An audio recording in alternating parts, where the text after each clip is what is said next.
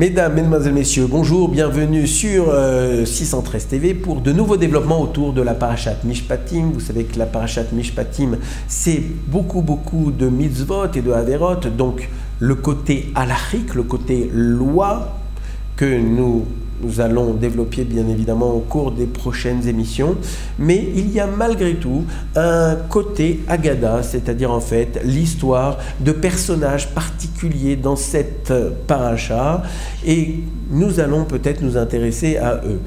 Ces personnages particuliers, c'est d'un côté Moshe Rabbeinu qui est monté pendant 40 jours et 40 nuits auprès d'Akadosh Baruch Hu dans le ciel pour recevoir la Torah, et puis il y a d'autres personnages marquants, et en particulier Yoshua, c'est-à-dire Josué, son successeur, après 40 ans dans le désert, c'est lui qui va mener l'ensemble du peuple juif vers les conquêtes de la terre d'Israël, et c'est donc pendant plusieurs années qu'il va devenir le successeur de Moshe Rabbeinu. Et bien nous allons nous intéresser à son comportement pendant ces fameuses 40 jours et 40 nuits qu'a duré la réception de la Torah par Moshe Rabbeinu dans le ciel. Et puis il y a enfin le peuple. Vous savez que le peuple, lui, est resté au pied du Har Sinaï, du mont Sinaï, en attendant patiemment le retour de Moshe Rabbeinu. Alors, nous allons tout de suite démarrer avec Moshe. Moshe, lui, est monté au Har Sinaï. Pourquoi? Parce que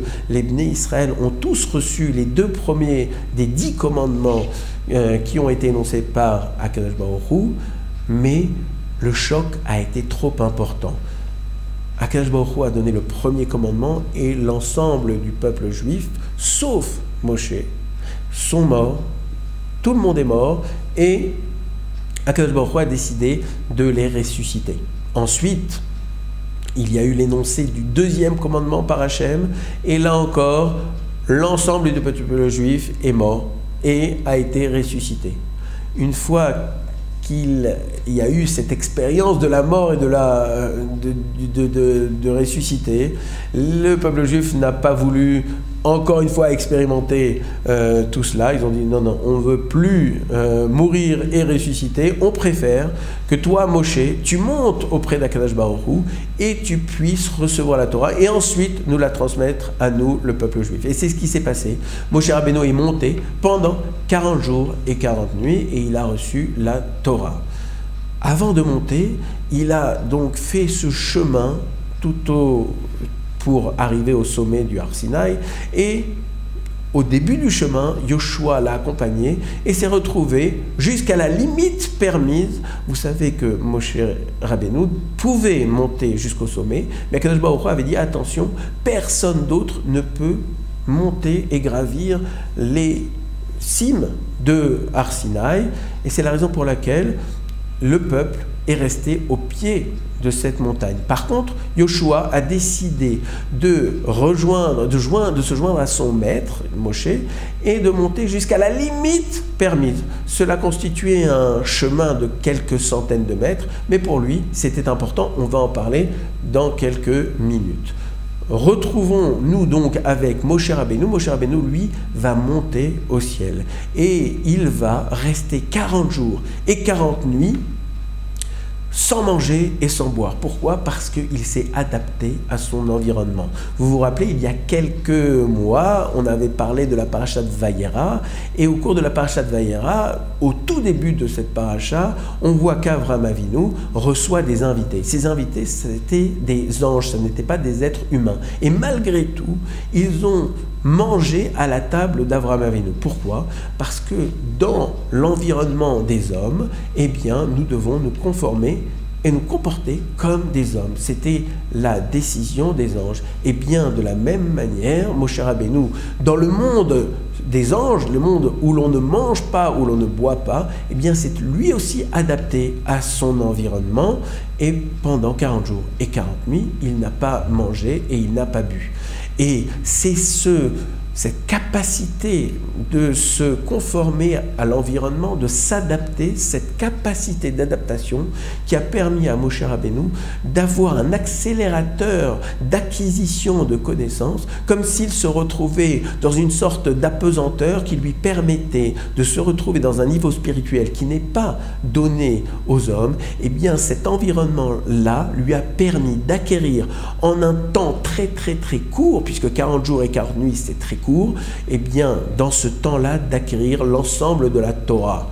Normalement, et si vous avez l'occasion, chers téléspectateurs, de vous retrouver dans un lieu d'étude, vous verrez que chaque notion de la Torah, eh bien, ça met beaucoup de temps à l'acquérir. On étudie, on essaye, et malgré tout, on n'y arrive pas. Alors, obtenir ça, ce résultat d'acquérir l'ensemble de la Torah en 40 jours et 40 nuits, même pour la majorité des surdoués parmi les surdoués, ça ne peut pas se réaliser. Eh bien, Moshe Rabbeinu a réussi à obtenir ce résultat tout simplement parce qu'il s'est adapté à son environnement, qui était un environnement qui n'était pas humain, c'était un environnement totalement spirituel, et ça lui a permis d'acquérir l'ensemble de la Torah.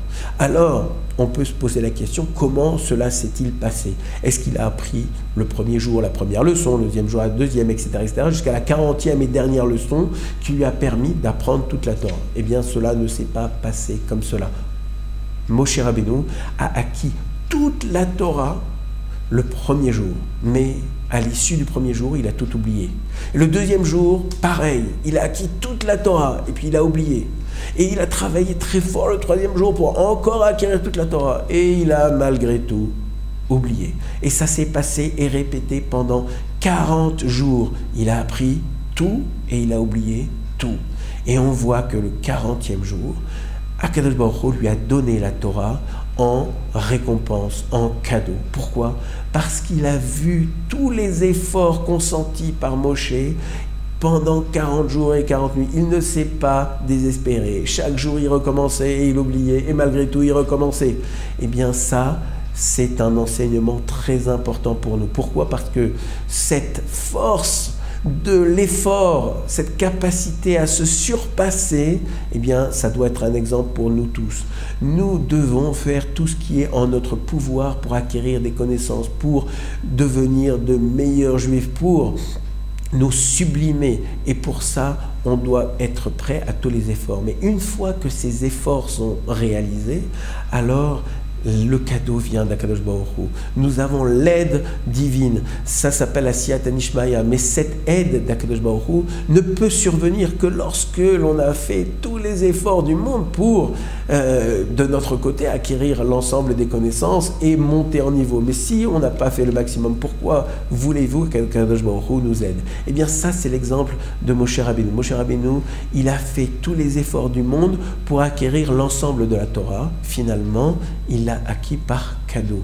Nous, on doit faire notre travail, chacun à notre niveau. On doit aller au maximum de nos capacités. Une fois que nous sommes arrivés à ce niveau maximal, eh bien, ça n'est plus dans nos mains et cela n'est que cadeau d'Akadosh Baruch Hu. C'est sur ces belles paroles de l'effort qui nous est absolument nécessaire pour atteindre un niveau que nous allons nous laisser. On va se retrouver demain pour parler de Yoshua d'un côté et du peuple juif de l'autre, et nous allons apprendre encore de très belles choses. Alors rendez-vous à demain et n'hésitez pas à revoir tous les programmes de 613 TV tellement ils sont riches, on peut apprendre énormément de choses. Donc vous restez connectés et nous on se retrouve demain pour un nouveau développement autour de la Parashat Mishpatim.